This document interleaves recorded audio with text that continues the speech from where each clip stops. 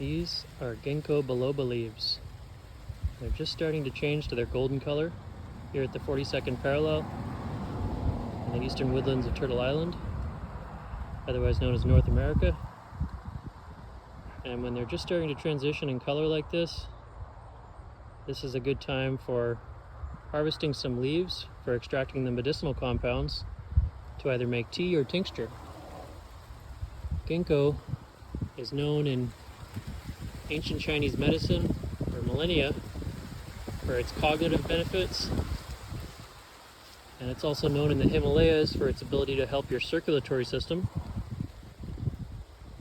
which they use to help with elevation sickness, and people use for reproductive health benefits.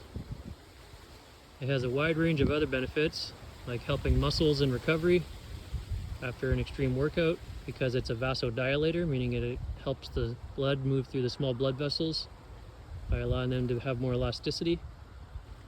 And it's also beautiful to look at.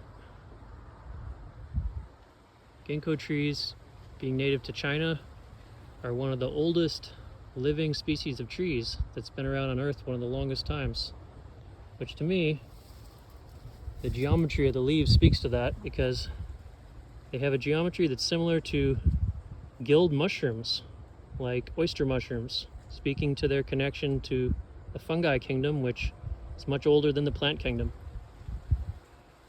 Ginkgo trees are also one of the only trees known to be able to survive in the presence of high levels of ionizing radiation. When humans did the unthinkable and dropped nuclear bombs on Japan, there were several large ginkgo trees within 1 kilometer of the epicenter of the explosion. The leaves were incinerated right off the tree and branches broken, but the tree survived, even in spite of the high levels of radiation present, and grew back without deformations. Ginkgo leaves, when made into a tea or a tincture, also offer radioprotective properties to humans.